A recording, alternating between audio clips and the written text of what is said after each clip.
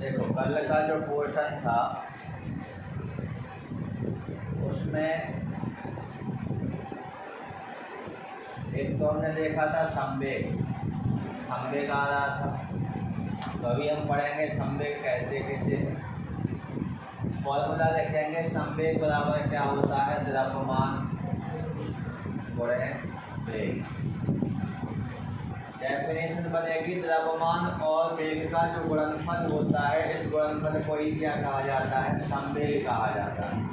क्या कहा जाता है, संवेग कहा जाता है। और संवेग को हम किससे प्रदर्शित करेंगे, पी से। संवेग एक प्रकार की कैसी राशि है, सदिश राशि है। कैसी राशि हो जाएगी, सदिश राशि हो जाएगी। और संवेग जो सदिश राशि है, तो इसमें दिशा तो है। अब इसकी दिशा कहाँ पर होगी, जिस ओर वस्तु का क्या होगा, वेग होगा। मतलब वेग की दिशा में ही वस्तु का क्या होगा, संवेग होगा। क्योंकि जो वेग होता है, वेग भी कैसी राशि होता है, सदिश राशि होता है। तो फॉर्मूले की सहायता से आपको इसकी डेफिनेशन याद करनी है। और यहाँ पर आ गया है आपका क्या, वेग। और वेग कैसी राशि होती है, सदिश राशि होती है। इस कारण संवेग भी कैसी राशि होती है, सदिश राशि होती है। तो हमने देखा द्रव्यमान और जो वेग होता है, दोनों के गुणनफल को ही हम क्या कहते हैं, संवेग कहते हैं। संवेग को किससे प्रदर्शित करते हैं, पी से प्रदर्शित करते हैं। संवेग एक कैसी राशि, सदिश राशि हो जाएगी। इसकी दिशा होती है वो कहाँ होती है, वेग की दिशा में होती है। अब इसमें हमें दो चीज़ें और मिल जाएंगी। एक तो इसका क्या, मात्रक, और दूसरा क्या मिल जाएगा, इसका गणितीय सूत्र मिल जाएगा। मात्रक और क्या मिल जाएगा, गणितीय सूत्र मिल जाएगा। तो सबसे पहले मात्रक को निकालेंगे। द्रव्यमान का मात्रक क्या होता है, किलोग्राम। और वेग का मात्रक क्या होता है, मीटर प्रति सेकंड स्क्वायर। मीटर प्रति क्या हो जाएगा, सेकंड स्क्वायर। तो पहले हमने यहाँ पर क्या लिखा, मीटर प्रति सेकंड। मीटर प्रति सेकंड, मीटर प्रति सेकंड स्क्वायर तो आपका त्वरण का बन जाएगा। तो वेग का क्या होता है, मीटर प्रति सेकंड होता है। द्रव्यमान के लिए किसको लिख लिया, किलोग्राम को लिख लिया।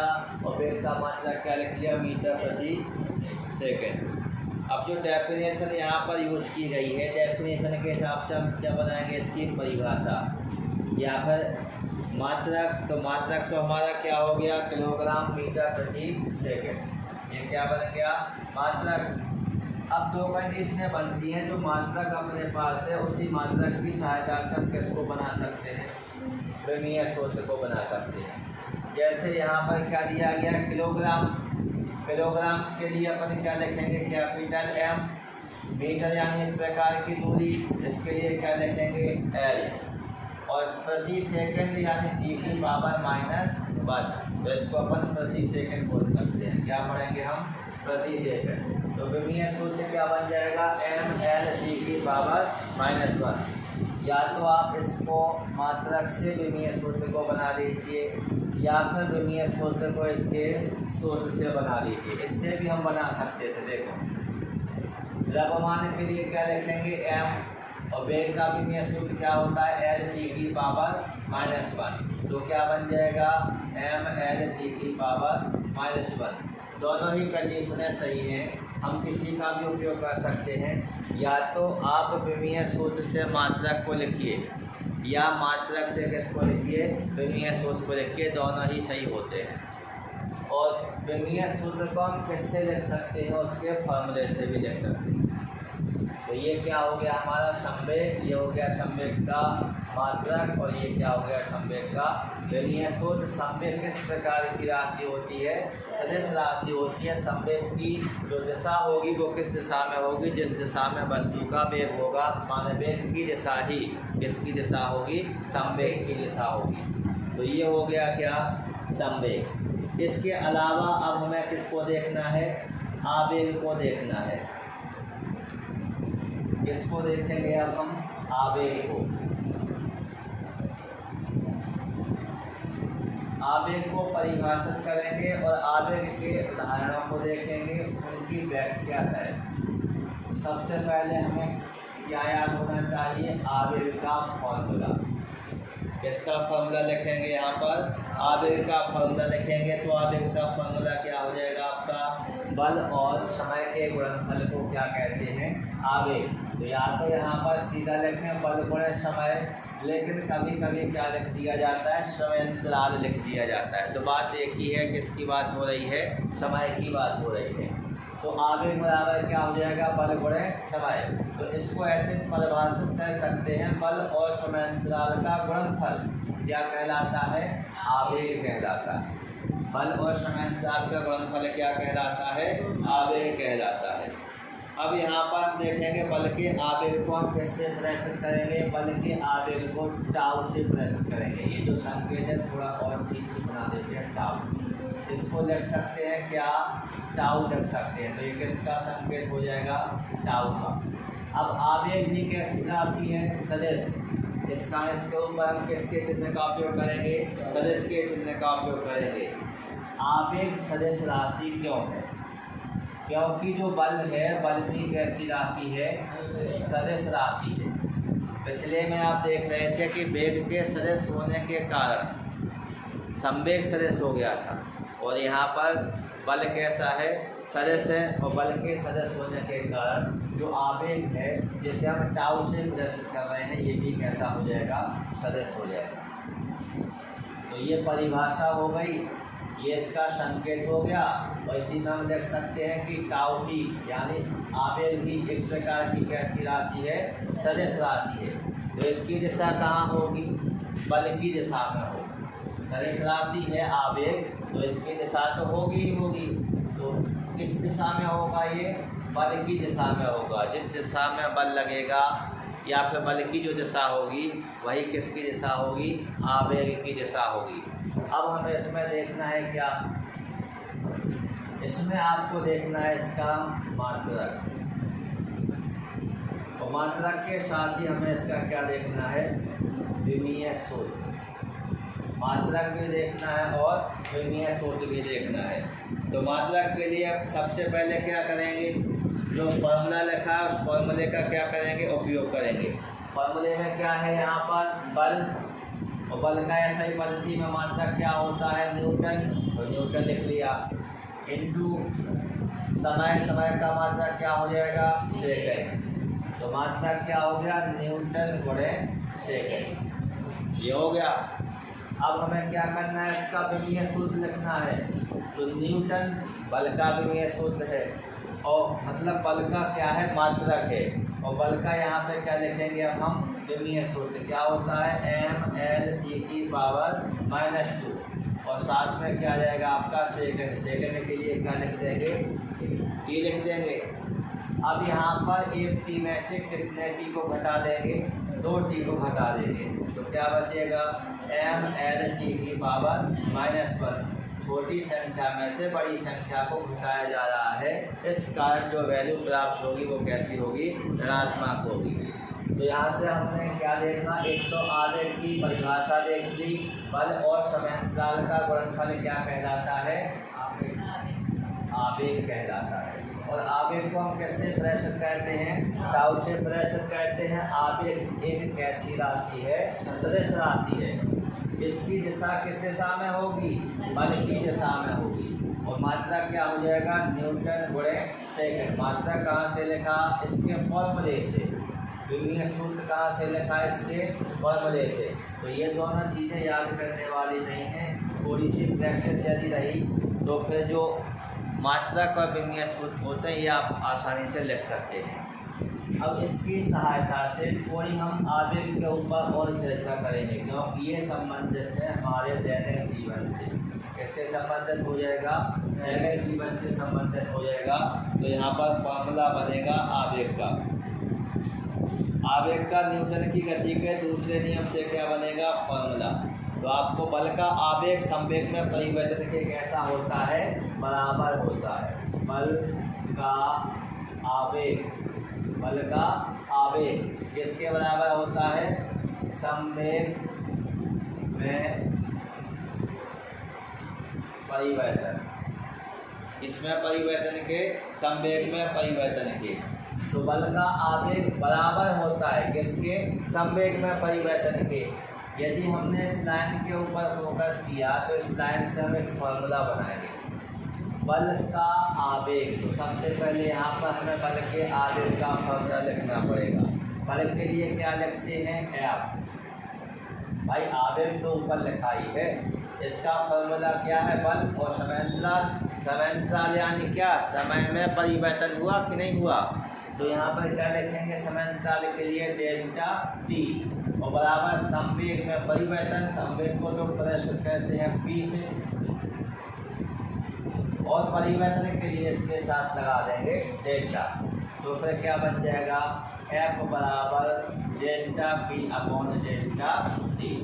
ये दोनों में संबंध हो जाएगा, किस किस में संबंध हो जाएगा, बल के आवेग और संवेग में परिवर्तन में।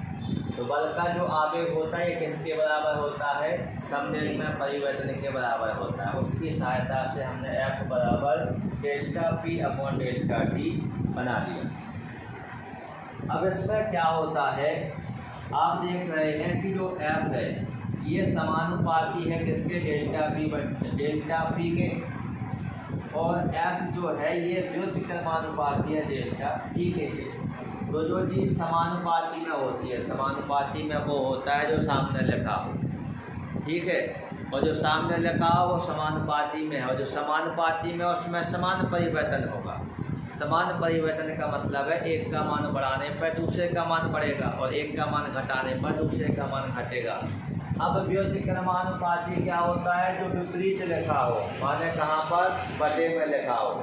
तो डेल्टा टी एफ के कैसा है, व्युत्क्रमानुपाती। और व्युत्क्रमानुपाती में क्या होता है, विपरीत परिवर्तन होता है, मतलब एक का मान घटाएंगे तो दूसरे वाले का मान बढ़ेगा, यदि एक का मान बढ़ाएंगे तो दूसरे वाले का मान घटेगा। क्यों, क्योंकि ये एक दूसरे के व्युत्क्रमानुपाती होते हैं और व्युत्क्रमानुपाती में विपरीत परिवर्तन होते हैं। इससे ये समझिए कि यदि डेल्टा टी का मान कैसा हो जाए, कम, तो बल एफ का मान कैसा हो जाएगा, अधिक हो जाएगा। और यदि डेल्टा टी का मान कैसा हो जाए, अधिक हो जाए, तो बल एफ का मान कैसा हो जाएगा, कम। इतना दिमाग अपना काम करना चाहिए। ये कक्षा 11वीं और कक्षा 12वीं और पूरी साइंस में अप्लाई होता है। यदि समानुपाती में है तो समान परिवर्तन होगा, एक का मान बढ़ाएंगे दूसरे का बढ़ेगा, एक का घटाएंगे दूसरे का भी घटेगा। और यदि व्युत्क्रमानुपाती में है, यदि व्युत्क्रमानुपाती में है तो क्या होगा, एक का मान बढ़ाने पर दूसरे का घटेगा और एक का मान कम करने पर दूसरे का बढ़ेगा। क्यों, क्योंकि ये कैसे हैं, व्युत्क्रमानुपाती में है। तो इस फॉर्मूले की सहायता से हम देख रहे हैं दैनिक जीवन में संबंधित उदाहरण किसके, आवेग।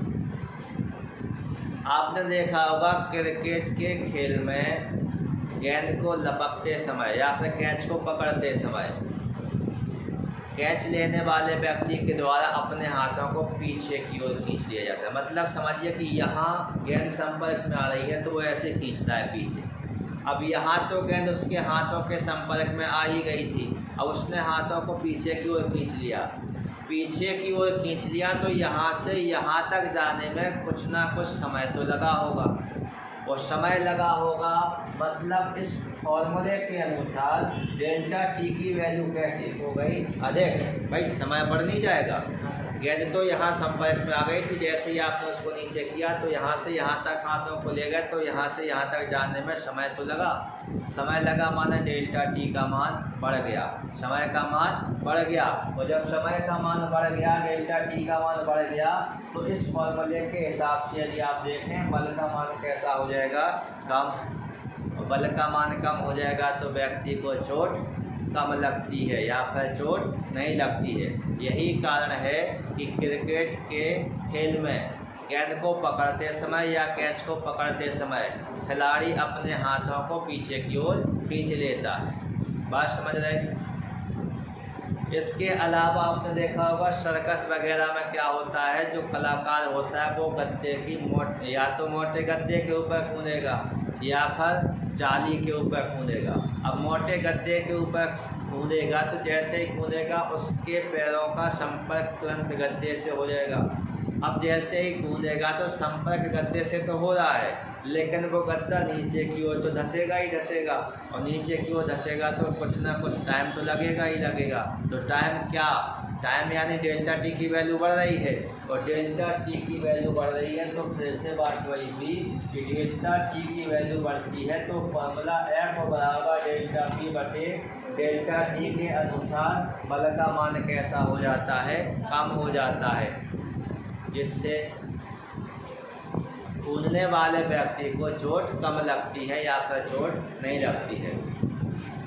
और दैनिक जीवन से संबंधित उदाहरण में यदि हम देखें तो आपने देखा होगा कि जो हम अपने घरों में कांच या मिट्टी के बर्तनों का क्या कहते हैं, उपयोग करते हैं।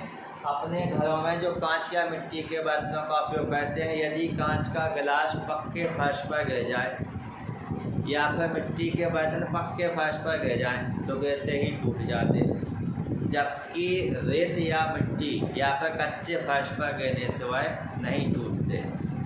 इसका कारण क्या है, जब कांच का गिलास या कांच के गिलास के अलावा जो मिट्टी का बर्तन है वो जैसे ही पक्के फर्श के संपर्क में आएगा तो जैसे ही संपर्क में आएगा तुरंत रुकेगा, धंसेगा तो नहीं फर्श के अंदर। तो डेल्टा टी के मान में तो वैल्यू में तो वृद्धि होगी नहीं, समय का मान तो कम ही रहा। जैसे ही गिरा, ज़मीन के संपर्क में आया, तुरंत विराम अवस्था में आएगा, समय तो ज़्यादा लगेगा नहीं। समय ज़्यादा नहीं लगेगा तो फिर बल का मान कैसा हो जाएगा, बढ़ जाएगा। बल का मान बढ़ जाएगा तो फिर बर्तन टूट जाएगा या फिर कांच का गिलास टूट जाएगा। अब यदि उसी को किसके ऊपर, उसी को कच्चे फर्श के ऊपर या रेत में गिराया जाए तो आपने देखा होगा रेत में गिलास को गिराओ या कच्चे फर्श पर गिराओ तो फिर वो गिलास थोड़ा बहुत उस रेत में धंस जाएगा। तो रेत के संपर्क में तो आया होगा, संपर्क में आने के बाद कुछ उस रेत में धंसा होगा, तो धंसने में कुछ तो समय लगा होगा। समय लगा होगा मतलब किसकी वैल्यू बढ़ गई होगी, डेल्टा टी की। तो इस सूत्र के हिसाब से फिर किसका मान कम हो गया होगा, एफ का मान, बल का मान कम हो गया होगा। इसी कारण बर्तनों को जब पक्के फर्श या ज़मीन पर गिराया जाता है तो वह टूट जाते, जबकि कच्चे फर्श या रेत पर गिराने से वह नहीं टूटते। दूसरा और अच्छा उदाहरण ले लो भाई, रेत का ढेर यानी बजरी का ढेर लगा हो और छत से कोई व्यक्ति उस बजरी के ऊपर कूद जाए तो कूदेगा तो उस व्यक्ति के पैर रेत के संपर्क में या बजरी के संपर्क में आते ही बजरी के अंदर धंस जाएंगे। तो धंसने में कुछ समय लगा, माने विरामावस्था तक पहुंचने में टाइम लगा, तो डेल्टा टी का मान बढ़ गया और एफ का मान कैसा हो गया, कम हो गया, तो चोट नहीं लगती। अब यदि उसी व्यक्ति से कहा जाए कि भैया बजरी तो पहले रखी थी, अब बजरी चली गई, कूदे वहीं से थे, फिर से एक बार कूद के बताओ, और नीचे सीसी हो, सीसी का मतलब आरसीसी होता है, जो रोड डलता है उसको आरसीसी बोलते हैं। अपन शॉर्ट में सीसी बोलने लगे, वो अपना काम है, अपन कुछ भी बोल सकते हैं। तो वो व्यक्ति यदि पक्के फर्श पर या रोड के ऊपर कूद जाएगा तो क्या होगा, चोट लगेगी, क्योंकि डेल्टा टी का मान कैसा होगा, कम। तो बल का मान कैसा हो जाएगा, अधिक हो जाएगा। बल का मान अधिक हो जाएगा तो कूदने वाले व्यक्ति को चोट लग जाएगी। तो ये आवेग के किस वाली लाइन से क्लियर हो रहा है, बल का आवेग किसके बराबर होता है, संवेग में परिवर्तन के बराबर होता है। और इसी से हमने क्या बनाया, फॉर्मूला बनाया क्या, एफ बराबर delta P upon delta T. तो आपने अभी संवेग को देखा, संवेग के साथ साथ किसको देखा, आवेग को। संवेग का मात्रक, संवेग का विमीय सूत्र और संवेग एक सदिश राशि होती है। आवेग का मात्रक, आवेग का विमीय सूत्र, आवेग भी कैसी राशि होती है, सदिश राशि होती है। संवेग को पी से प्रदर्शित करेंगे, आवेग को टाउ से प्रदर्शित करेंगे। तो दोनों में आप तुलना भी कर सकते हो। इनको परिभाषित करना है इनके केवल फॉर्मूले से। फॉर्मूला की डेफिनेशन सबसे बेस्ट होती है, क्योंकि वो याद नहीं करनी होती है, सीधी बना करके आप लिख सकते हैं।